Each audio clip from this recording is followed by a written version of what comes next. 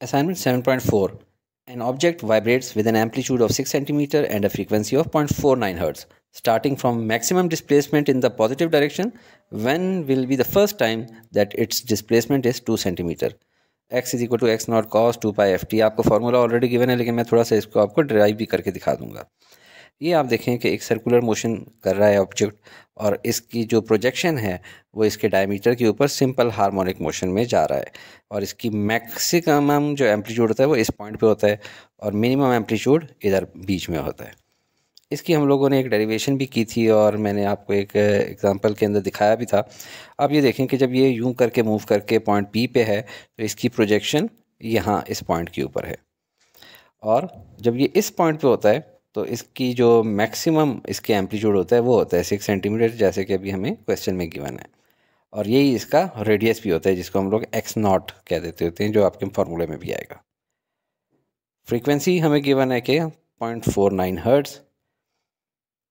जब ये right side से मूव करता है तो वो कौन सी जगह होगी जहाँ पे पहुँचे तो डिस्प्लेसमेंट कितनी होगी 2 सेंटीमीटर। वो कौन सा वक्त होगा, टाइम मालूम करना है। इसके लिए अब आप देखें वो वक्त होगा जब आपका मेन पॉइंट यहाँ पे आ चुका होगा और इसकी प्रोजेक्शन यहाँ पे बन रही होगी। गिवन हमारे पास क्या है, मैक्सिमम डिस्प्लेसमेंट एक्स नॉट कहते हैं इसको, 6 सेंटीमीटर है, मीटर्स में कर लें 0.06 metre, frequency 0.49 hertz, displacement X जब 2 सेंटीमीटर या 0.02 मीटर हो तो उस वक्त क्या टाइम होगा, मतलब यहाँ से चलने के कितनी देर बाद। तो सॉल्यूशन की तरफ चलते हैं। सबसे पहले इस तरफ देखें, यहाँ से अगर एक लाइन आप नीचे ड्रॉ करें तो ये एक राइट एंगल ट्राइंगल है। यहाँ से हम लोग कॉस थीटा निकाल सकते हैं। कॉस थीटा आपको याद है ना, कर्ली ब्राउन हेयर, यानी बेस ओवर हाइपोटेन्यूज। तो इस केस में बेस क्या है एक्स, और हाइपोटेन्यूज क्या है X naught, X divided by X naught. तो यहाँ से हमारे पास फॉर्मूला आ जाता है X is equal to X naught cos theta. और थीटा क्या चीज़ होती है, ये एंगुलर डिस्प्लेसमेंट होती है।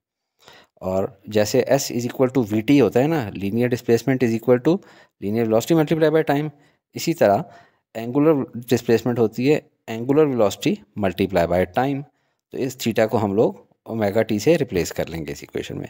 X is equal to X naught cos omega T, T को रेड इसलिए कर दिया क्योंकि ये हम लोगों ने मालूम करना है।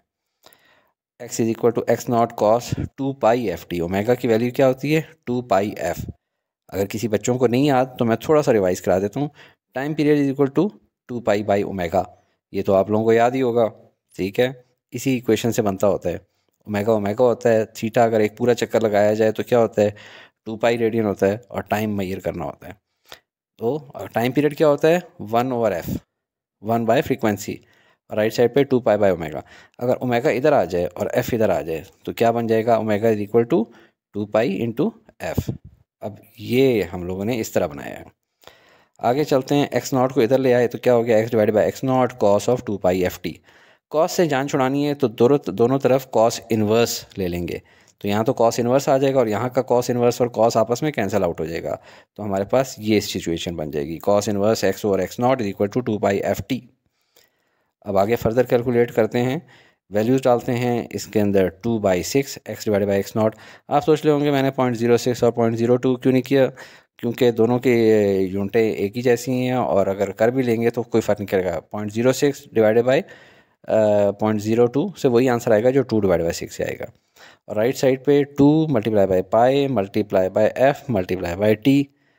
अब 2 डिवाइड बाई 6 से आता है 0.33, और इन तीनों को मल्टीप्लाई करें कैलकुलेटर से तो 3.0772 आ जाता है। कॉस इन्वर्स लेंगे 0.33 का कैलकुलेटर से तो आ जाता है 70.55 डिग्री, और यहाँ पे आ जाता है, इसको राउंड फिगर में कर लेते हैं 3.1 इंटू टी। यहाँ एक कैच पॉइंट है, सिंपल हार्मोनिक मोशन में डिग्रीज को रेडियंस में कन्वर्ट कर लेना है, क्योंकि ओमेगा जो होता है ये ओमेगा ये क्या होता है एंगुलर वेलोसिटी है, जो कि हमेशा रेडियन पर सेकंड में होती है, और हमें कंसिस्टेंट रहना है इन आवर कैलकुलेशंस।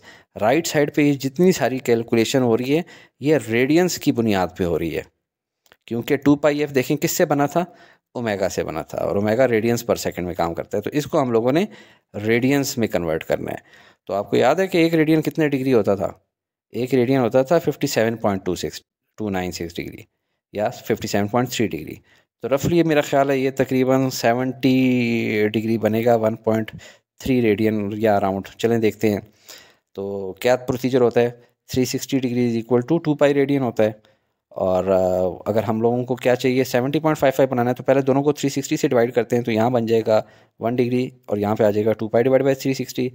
अब इसको दोनों साइडों को 70.55 से मल्टीप्लाई करते हैं, तो यहाँ आ जाएगा 70.55 डिग्री और यहाँ पे 2 पाई इंटू 70.55 डिवाइड बाई 360 और ये आ जाता है 1.23 रेडियन।